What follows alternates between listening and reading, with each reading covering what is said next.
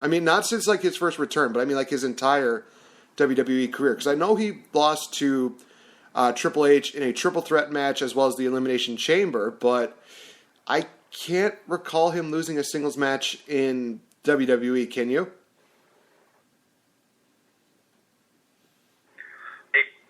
I'd have to go back and do some research on that. And springs to mind. He pretty much ran through everybody. When he first came over after WWE bought WCW, and pretty much ran through everybody, and Brock Lesnar being the last one. And that atrocious, I want to say WrestleMania 20 match. Mm-hmm. Oh. Thinking about that match, and like when they wrestled at Survivor Series, like Grand Survivor Series, that was a horse of a different color. I actually didn't mind that match, but that match at WrestleMania from like WrestleMania 20 was just a shit show. It was so bad. Like we all thought this was going to be the greatest match in like fucking wrestling history, and it was a giant fart noise. That's what that match was. And now they are literally banking their biggest show of the year on this being the main event. And I'm just scratching my head, like, why? Why are you willing to risk that, knowing how bad they wrestled at WrestleMania the last time, and you're putting the reputation of your entire show. You know damn well this is going to be the main event. People are like, well, there's a chance it's going to be Randy Orton and Bray Wyatt. No, there's not. That's not a chance at all. The show is going to end with Brock Lesnar and Goldberg. And, oh, God, thank God we have SmackDown stuff to look forward to at WrestleMania. Yeah, no kidding.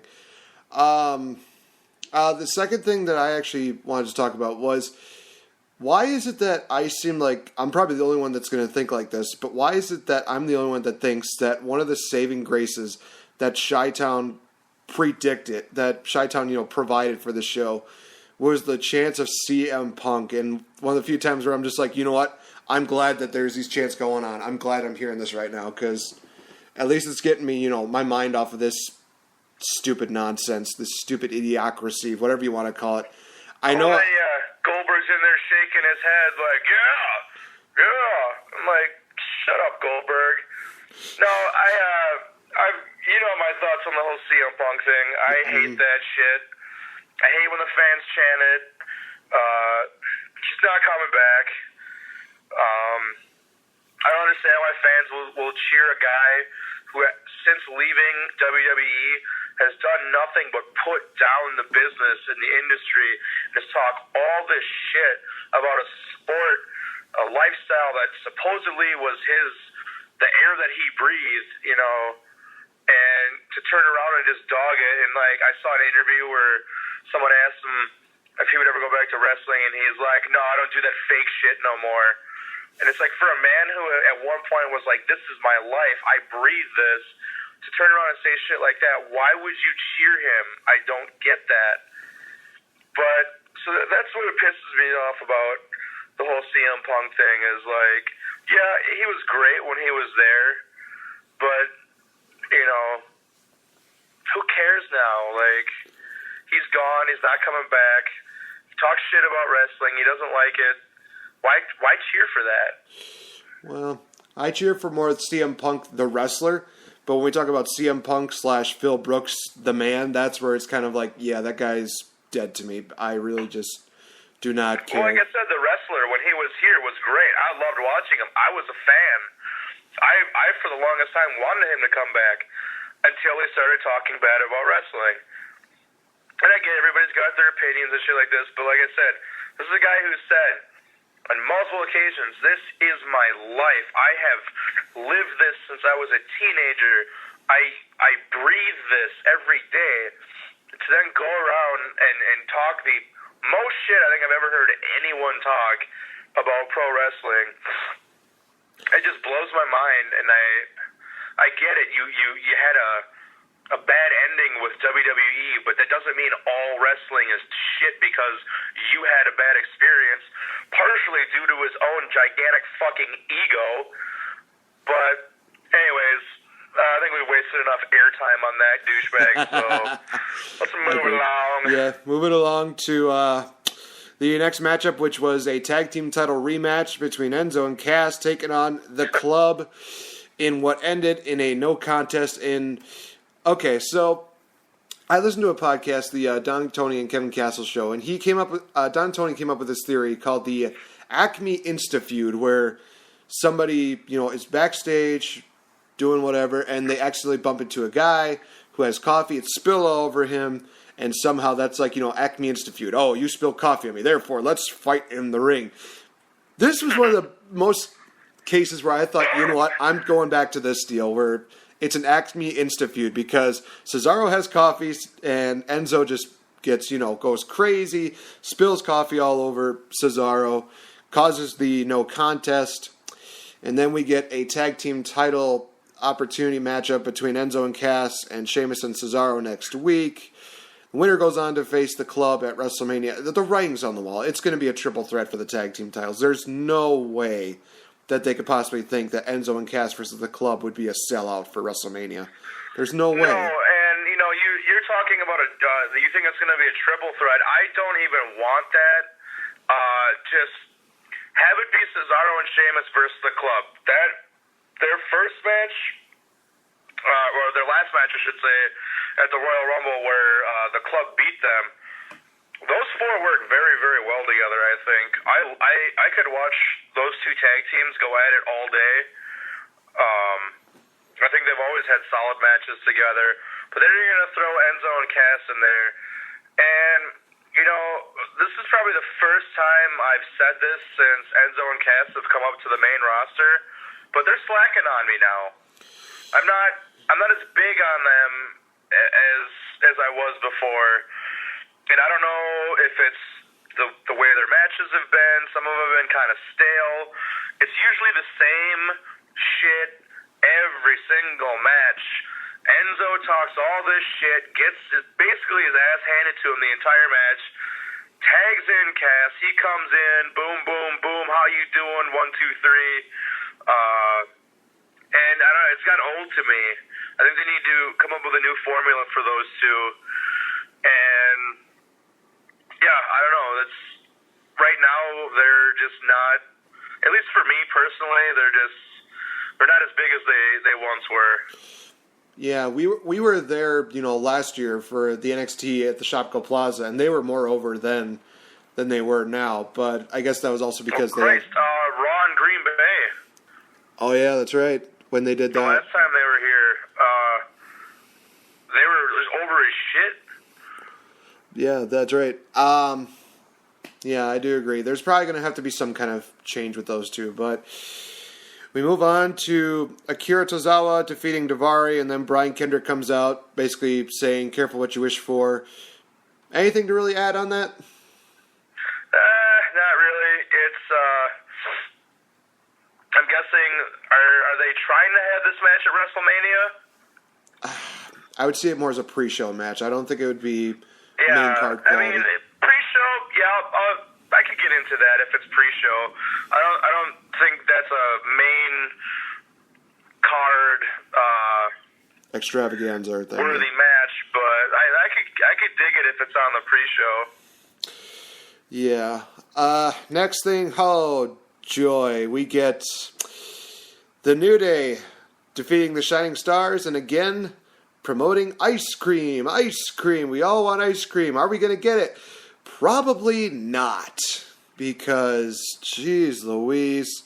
I mentioned this on the Fastlane reaction video, and I was definitely, again, vocal about it during my Twitter deal. I was saying, the big question for this is, will we see Big E basically act high again like he did last night? Jeez Louise.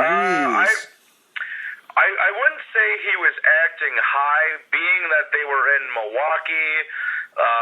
The collective here at my house that we're watching, we all have our theory that Big E took a tour at the Miller Brewery before the show, and maybe topped off a little bit too much. Okay, I could see that point. I definitely could see that point, being made and being proven with Big E's, antics last night. Jeez Louise. And they're going to be the host for WrestleMania.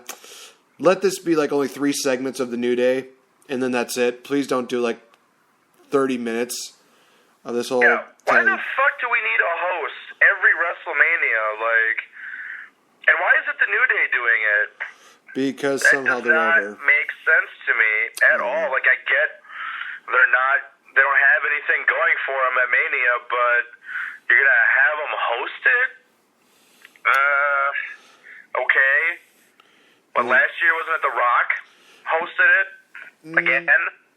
No, I don't think he was the host. I think he was just there for the record-setting ordeal or something. I don't know. I don't think there was a host last year, from my knowledge. But yeah, I don't know. But that's something I don't care about at all. Them hosting WrestleMania, it's whatever. Yeah. All right, so we get on to the segment with Mick Foley coming out and talking to Bayley, and I did this for the sake of Corey Graves because I 100% agree. I said, this is for Corey. Bayley is #not my champion. And I could not agree with that more because ever since Bayley won that Raw Women's title, which should have happened at Mania, what is wrong with you people on Raw? Bayley just is not clicking with me anymore. When she was the NXT Women's Champion, she was great. I thought that, she was one of the best. She was one of the most memorable, but then when she wins the Raw Women's title, it's like, okay. And then she defends it against Charlotte. Controversy. Wow. You really just took something that could have been tremendous and made it into just a giant pile of caca. Way to go, Raw. And I think that has something to do with why, because I kind of actually felt the same way since she won it. I'm like, wow, I don't feel the same way as I did when she was NXT champion, because these matches where where she won the title, there was controversy. Last night there was controversy, and I think that takes away from her title run so far, especially winning it with the controversy.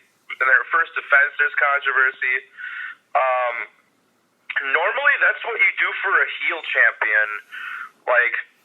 Seth Rollins had shit like that all the time. His first title run, matches ending in controversy. You don't do that to the. Let's just go ahead and call her what she is. The John Cena of the women's division on Raw. But,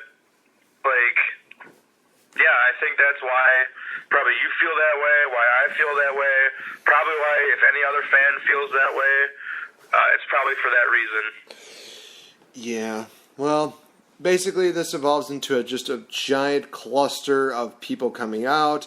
Stephanie, Charlotte, Sasha, and then it evolves into Sasha versus Bayley, where if Sasha wins, she gets added into the women's title match, which was originally supposed to be Charlotte versus Bayley. But since Sasha won, it's now a triple threat match. So we're basically getting a repeat of what it was last year, only instead of Becky Lynch, we're getting Bayley. Yeah. That happened. Here's the thing. I loved the feud that Bayley and Sasha had a couple years ago back in Brooklyn and then again at Respect. Great matches, but this matchup was just I understand it's a Raw. They had to make it so low profile, but still. They could have at least captured some of my interest in it. Well, I actually didn't think that match was that bad, and I actually really liked the finish where Dana Brooke gets on the ring apron and distracts the referee while Sasha has Bayley in the bank statement close to the ropes. Then Charlotte gets in there. I'm assuming she was trying to break up the submission, and then Sasha kicked her, and by kicking her, rolls backwards towards the center of the ring, and then locks in the bank statement even deeper, and then thus forcing Bayley to tap out. I really like that finish, and it went over smooth. Yeah, I don't know. It just felt a little bit weird to me, but at the same time, we still get the triple threat possibility of a fatal four-way if